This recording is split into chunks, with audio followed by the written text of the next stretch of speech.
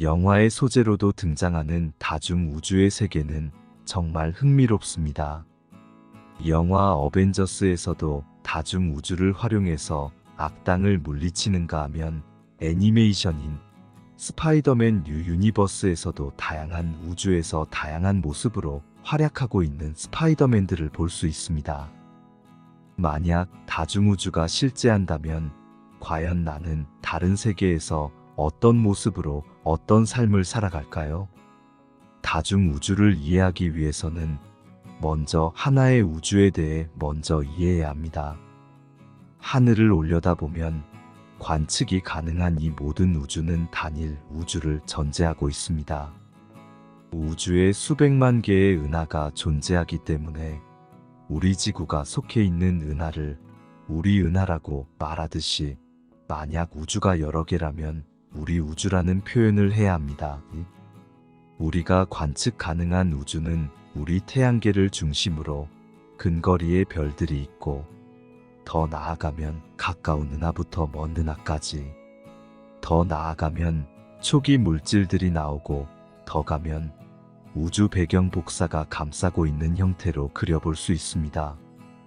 또한 단일 우주의 시간은 한 방향으로 흐릅니다. 즉, 물리 법칙이 적용되는 세상에서 시작과 끝이 존재한다는 것입니다.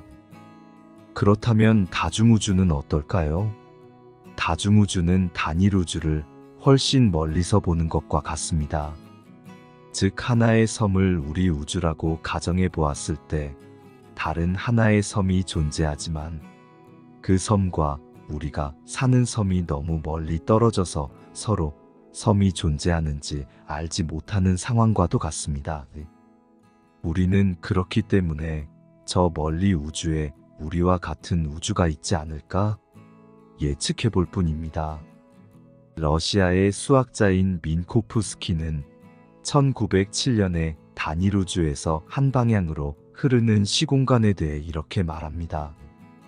시간과 공간을 따로 보는 관념은 그림자처럼 사라지고 시공간 통제만이 독립적 실체로 남는다. 즉, 민코프스키는 물리적 사건이 일어난 시간과 장소를 좌표로 표현했는데요. 이걸 세 개의 점이라고 합니다. 이렇게 세 개의 점들이 그리는 궤적을 세계선이라고 합니다. 이런 세계선을 기반으로 슈타인즈 게이트가 많은 과학적 원리를 풀어나갑니다. 시간과 공간을 함께 표현했기 때문에 아인슈타인의 상대성 이론과 연결이 됩니다. 수많은 학자들 중에 다중우주가 과학적으로 가능성 있다고 말하는 학자들이 있습니다. 그들은 우리 우주가 있다는 것은 매우 희박한 확률이라 말하며 우주라는 개념 자체가 무한대라고 한다면 우리 우주의 경우의 수가 무한해지기 때문에 확률도 무한이 된다 말합니다. 즉, 이 말은 우주가 무한해진다면 우리 우주 존재 가능성도 무한대가 됩니다. 여기에서 빠질 수 없는 과학적 이론 중에 촉근 이론이 있습니다. 촉근 이론은 자연계의 모든 입자와 기본 상호작용을 미세한 크기의 초대칭적 끈의 진동으로 설명하려는 시도를 하는 것입니다. 기본적으로 상대성 이론과 양자론의 충돌을 설명하기 위해 만든 이론입니다. 우리 우주를 10차원이라고 보는 촉근 이론이 있는데요.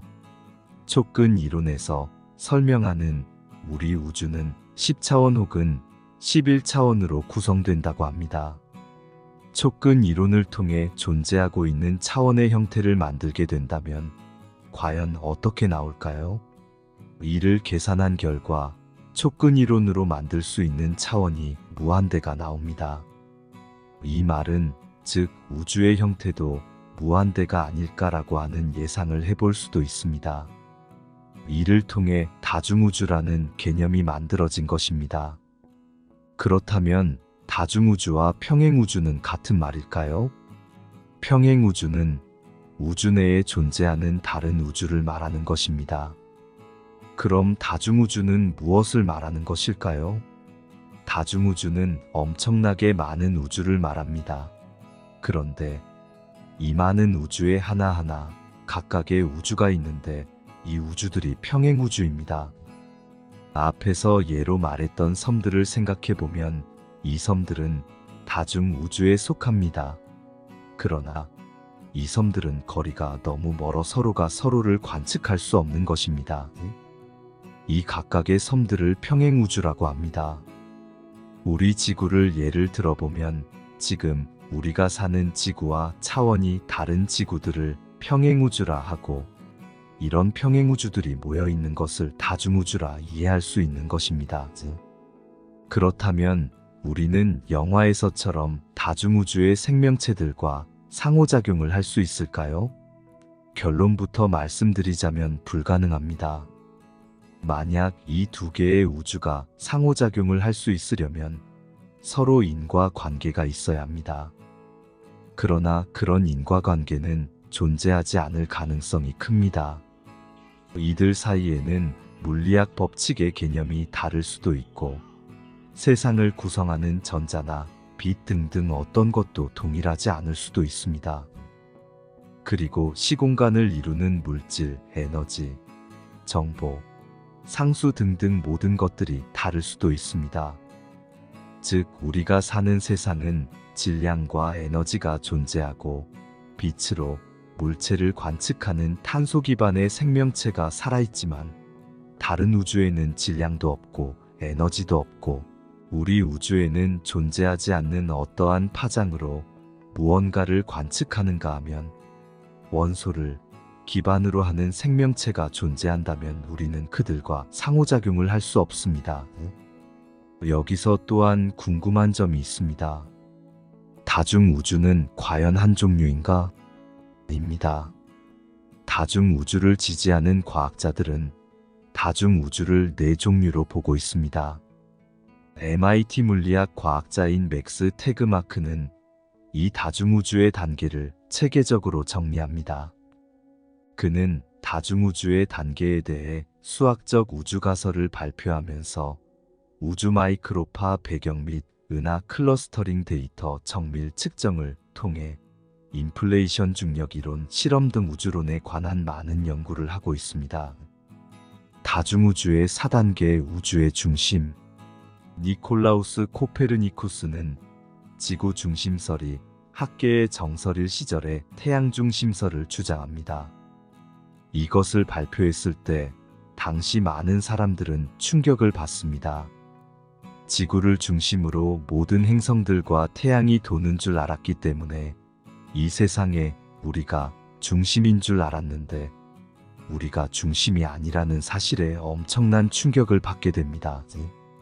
이후 지금은 이제 우리가 태양을 중심으로 공전하고 있음을 다 알고 있고, 우리가 우주의 중심이 아니라는 사실을 다 알고 있습니다.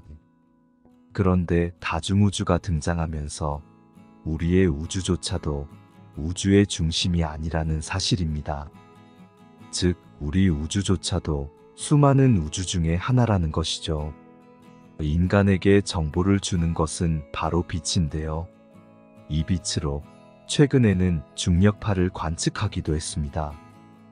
그런데 우주가 빛의 속도보다 더 빠르게 팽창하고 있고, 그로 인해 관측 한계를 벗어난 영역이 존재하고 있음을 알 수 있습니다. 1단계 다중우주는 인간이 관측 가능한 우주의 밖에 관한 가설입니다.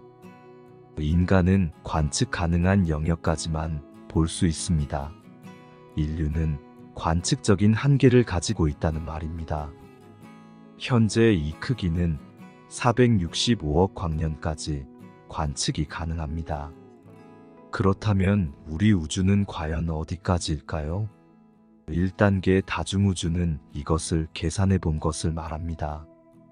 그렇다면 어떻게 계산해냈을까요? 그것은 바로 우리 우주의 입자의 수를 계산합니다. 즉, 모든 입자가 만들 수 있는 배열의 경우의 수를 계산하는데요. 이렇게 계산하면 우주에게 얼마나 큰 공간이 필요한지를 알 수 있게 됩니다. 2단계 다중우주는 우주의 팽창과 관련이 있는데요. 특히 인플레이션 이론과 관련이 큰데요. 이 인플레이션 이론은 우주의 급팽창 이론을 말합니다. 이 2단계 다중우주는 인플레이션 이론에 볼 수 없는 예측이 존재한다는 것입니다. 이 인플레이션 이론에는 초기 우주의 급팽창을 일으키는 가상의 스칼라장인 인플라톤이 있습니다. 이 인플라톤의 에너지는 여기저기 다양하게 섞이게 되는데요. 이로 인해 우리 우주가 영원히 팽창하게 됩니다. 이렇게 수많은 인플레이션을 통해 급팽창을 하면서 수많은 우주가 생겨나게 되는데요.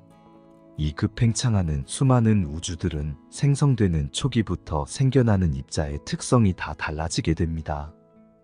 이렇게 우리와 물리 법칙 자체가 다른 우주들이 서로 붙어 있다는 말입니다. 그런데 이 우주들이 영원히 팽창을 합니다. 이 말은 영원히 서로가 서로를 만날 수 없다는 것입니다.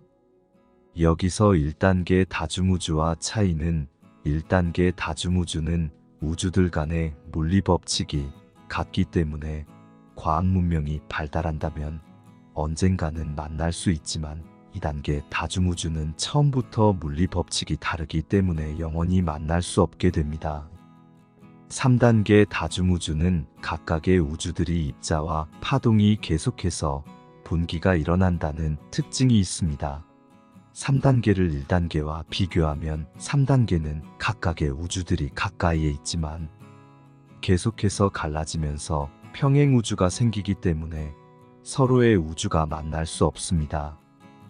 여러분 힐베르트 공간을 들어보셨나요?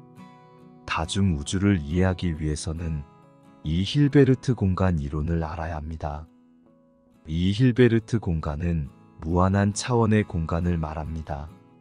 양자역학에서는 양자계의 상태 공간은 분해가 가능하고 힐베르트 공간으로 나타나게 됩니다. 슈레딩거의 방정식에 의해 파동함수가 힐베르트 공간에서 결정됩니다. 슈레딩거의 방정식은 특정 물질이 어디에 위치할지를 계산하기 위한 방정식으로 동시에 존재할지 아니면 한 곳만 존재할지를 결정하게 됩니다. 이를 양자역학에서는 각 우주의 위치가 관측하기 전까지는 알 수 없습니다. 4단계 다중우주는 완전히 수학적 개념으로 접근하는 것이 특징입니다. 물리적인 실체를 원주율이나 오일러의 수 등을 활용하면 상수로 표현이 가능합니다. 이 말은 물리적 세계는 수학적 구조로 되어 있다는 것을 알 수 있게 합니다. 4단계 다중우주는 수학이 근본이 되고 이 말은 지금 우리의 세상이 시뮬레이션이 되어야 성립이 됩니다. 4단계 다중우주를 통해 시뮬레이션 다중우주 이론이 등장하게 됩니다. 4단계 다중우주처럼 우리가 사는 세상은 정말 시뮬레이션일까요? 다음 영상에서는 우리가 사는 세상이 정말 시뮬레이션일까? 라는 질문으로 찾아뵙겠습니다. 오늘 하루도 행복하세요. 영상을 끝까지 시청해 주셔서 감사합니다.